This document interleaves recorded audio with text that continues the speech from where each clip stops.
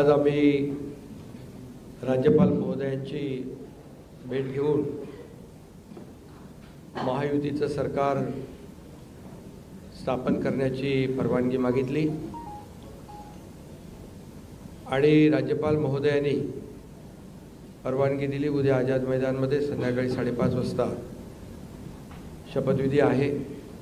देवेंद्रजींनी देखील आपल्याला निमंत्रण दिलं आहे, आम्ही देखील आपल्या सगळ्यांना निमंत्रित करतोय आणि मला आनंद आहे की 2.5 वर्षापूर्वी इथेच वाटतं ना, तिथेच देवेंद्रजींनी मी मुख्यमंत्री व्हावं म्हणून माझ्या नावाची शिफारस केली होती आणि आज देवेंद्रजी मुख्यमंत्री व्हावेत अशी शिफारस आणि पाठिंब्याचं पत्र शिवसेनेच्या वतीने आज आम्ही दिलं आहे। आणि यापूर्वीच तुमच्या पत्रकार परिषदेमध्ये शिवसेनेचा पाठिंबा आणि पूर्ण समर्थन भारतीय जनता पक्षाच्या उमेदवारांना देवेंद्रजींना आम्ही देऊन टाकला होता।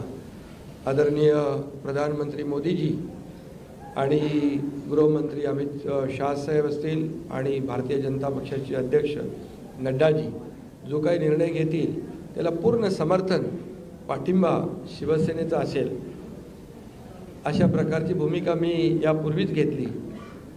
आणि कारण मगाशी दादा म्हणाले तसं तुम्ही बातम्या कुठून कुठे चालवता, कुठे नेता, काय ते त्याला तुम्हाला चर्चा नको। गावी गेलो तरी तुम्ही काय काय चालवत असता, त्यामुळे मी अगदी मन मोकळेपणाने माझी भूमिका स्पष्ट केली। अतिशय खेळीमेळीच्या वातावरणामध्ये हे सरकार स्थापन होत आहे, याचा आनंद आहे मला। खरं म्हणजे आतापर्यंतच्या इतिहासामध्ये एवढं बहुमत महायुतीला कधी मिळालं नव्हतं आणि या महाराष्ट्रातल्या तमाम जनतेने व त्यामध्ये सर्वच आहेत, आमच्या लाडक्या बहिणी, लाडके भाऊ, लाडके शेतकरी, सर्व घटक, या राज्यातला प्रत्येक मतदार याने महायुतीवर मतांचा वर्षाव केला आणि एक ऐतिहासिक आणि दैदिप्यमान असा विजय या ठिकाणी महायुतीला मिळाला। यामागे नक्कीच गेल्या 2.5 वर्षाचं काम जे आहे आम्ही केलं तिघांनी मिळून, आणि आमच्यामध्ये काही कोणी मोठा कोणी छोटा असं काही नव्हतं। आम्ही एक टीम म्हणून काम करत होतो। आमचा उद्देश एवढाच होता की मला काय मिळालं यापेक्षा महाराष्ट्रातल्या जनतेला आम्ही काय देणार आहोत हे महत्त्वाचं होतं आणि एक सर्वसामान्यांचं सरकार म्हणून आम्ही काम केलं। आणि म्हणून सर्व मतदारांना मी मनापासून धन्यवाद यापूर्वीच दिलेत। आणि खरं म्हणजे राज्य चालवताना अनेक निर्णय आम्ही जे घेतले, जे विकास प्रकल्प आपल्या सगळ्यांना माहीत आहेत, मी त्याची एकदा डिटेलमध्ये बोलू इच्छित नाही, परंतु जे विकास कामं महाविकास आघाडीने थांबवली होती, जे प्रकल्प थांबवले होते, या महाराष्ट्रातल्या जनतेसाठी आवश्यक होते, या महाराष्ट्राला 10-20 वर्ष मागे नेणारा निर्णय महाविकास आघाडीने घेतला। आमचं सरकार आल्यानंतर तात्काळ ते प्रकल्प आम्ही सुरू केले, मार्गी लावले आणि त्याची उद्घाटनही आदरणीय प्रधानमंत्री मोदीजींच्या हस्ते केली। याचा देखील आनंद आणि समाधान आम्हाला आहे। शेवटी सरकार कुणासाठी असतं? सरकार हे सर्वसामान्यांसाठी असतं, लोकांसाठी असतं, राज्याच्या विकासासाठी असतं आणि ते आम्ही तंतोतंत पालन करण्याचं आणि त्याचं नियोजन करण्याचं काम आम्ही 2.5 वर्षात केलं। याचं खूप समाधान आम्हाला आहे। आणि एकीकडे विकास, दुसरीकडे कल्याणकारी योजना, या दोघांची आम्ही सांगड घातली आणि मग सरकारच्या माध्यमातून सर्वसामान्यांच्या आयुष्यामध्ये एक काही ना काही एक आधार म्हणून, एक सहकार्य म्हणून, एक सरकारची जबाबदारी म्हणून पार पाडली पाहिजे, ती पार पाडण्याचा प्रयत्न आम्ही आटोकाट केला। आणि त्यामध्ये आदरणीय प्रधानमंत्री मोदीजी, गृहमंत्री अमित शाह साहेब असतील, नड्डाजी असतील, केंद्रीय मंत्री असतील, त्यांनी आम्हाला वेळोवेळी प्रत्येक वेळेस आमच्या प्रस्तावांना मान्यता दिली आणि या राज्याला पुढे नेण्यासाठी एक आपण जसं म्हणतो डबल इंजिनचं सरकार या ठिकाणी आम्ही 2.5 वर्ष चालवलं आणि त्याचा फायदा या राज्यातल्या जनतेला झाला आणि या जनतेने देखील कामावर विश्वास ठेवून आमच्या कामाची पोचपावती या निवडणुकीमध्ये भरभरून दिली। आपल्यालाही कोणालाही किंवा अनेक सगळे अंदाज वर्तवणारे जे सगळ्या एजन्सी असतात, एक्सपर्ट असतात, त्या सगळ्यांचा अंदाज या ठिकाणी बाद ठरवला आणि त्यामध्ये मतदारांना धन्यवाद द्यावे तेवढे थोडे आहेत. म्हणून मी पुन्हा एकदा सांगेन, माझ्या लाडक्या बहिणी असतील, लाडके भाऊ, लाडके शेतकरी, लाडके ज्येष्ठ, सगळेच या महाराष्ट्रातले सर्व घटक यांनी पूर्णपणे ऐतिहासिक विजय मिळवून दिला. त्यामुळे आता आमची जबाबदारी आणखी वाढली आहे. आता आम्ही टीम म्हणून देवेंद्रजींना आता पूर्वी देखील 5 वर्षाचा अनुभव आहे, त्यांचा अनुभव आम्हाला 2.5 वर्षासाठी देखील कामी आला. आता पुन्हा मुख्यमंत्री म्हणून त्यांचं नाव शिफारस करण्याची संधी मला मिळाली, त्याचाही आनंद मला आहे. आणि म्हणून आमचं अगदी टीमवर्क जसं 2.5 वर्ष झालं आणि राज्यातल्या जनतेला या ठिकाणी आम्ही सहकार्य करू शकलो की आतापर्यंतच्या इतिहासामध्ये आपण जरी थोडं चाळून बघितलं तरी सुद्धा एवढ्या कल्याणकारी योजना कधी झाल्या नव्हत्या. आणि कल्याणकारी योजना फक्त आम्ही निर्णय घेतले नाही तर त्याची अंमलबजावणी केली, त्याचा लोकांना बेनिफिट झाला, लोकांना त्याचा फायदा झाला. शेवटी कल्याणकारी सरकार, सर्वसामान्यांचं सरकार हे लोकांच्या कल्याणासाठी असतं. ते खऱ्या अर्थाने आम्ही राबवलं याचा आनंद आणि समाधान आहे.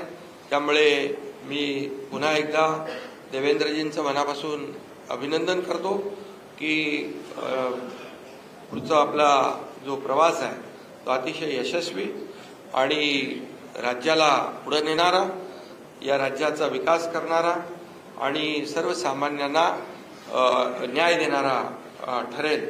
आणि त्यामध्ये नक्कीच आपला सर्वांचा सहभाग असेल, सहकार्य असेल.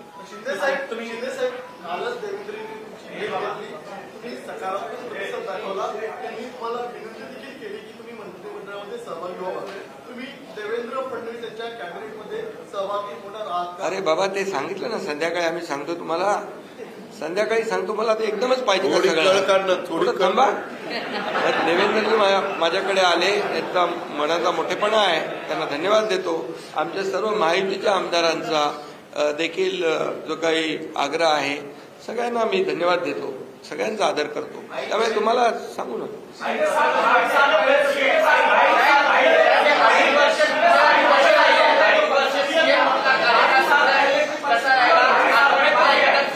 अरे बाबा, एवढी कामं केली की आठवणीतलं एक क्षण काय सांगू. एवढे निर्णय आम्ही घेतले की ते सर्व निर्णय ऐतिहासिक होते.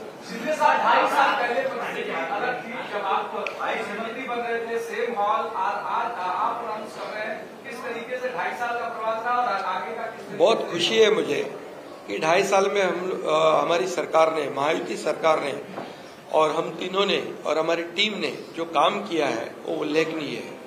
उसके इतिहास में उसका सुनहरे अक्षरों में लिखा जाएगा. इतने बड़े निर्णय लिए जिसकी हमें खुशी है. तब्येत चांगली आहे.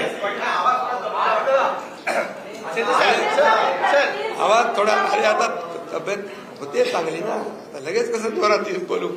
सर कल देवेंद्र फडणवीस जी सीएम पद की शपथ ले रहे हैं, क्या आप और अजीत दादा पवार साहब भी कल डिप्टी सीएम पद की शपथ लेंगे? अरे भैया, अभी तो कहा, देवेंद्र जी ने भी कहा, मैं भी कह रहा हूँ, रुको थोड़ा, अभी शाम तक रुको. अभी कल शपथ ली है ना, उनका समझ में आएगा.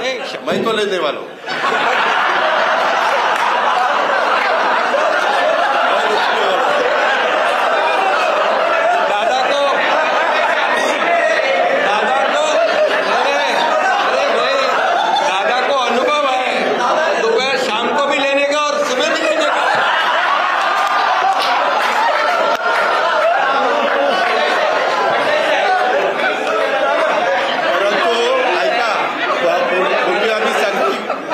दोघांनी घेतली होती, तो हे राहून गेलेलो होता. आता पुढे 5 वर्ष आता ठेवणार आहे.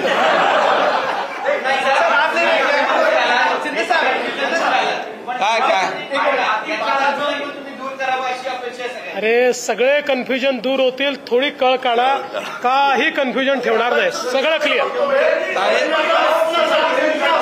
काही कन्फ्युजन नाहीये. ए बाबा, काही कन्फ्युजन नाही. सगळ्यांना उद्या तुम्ही 5:30 वाजता नाही, 5 वाजता हजर व्हा आणि परत दादांच्या बद्दल किंवा आमच्याबद्दल काय ठरलं चला धन्यवाद.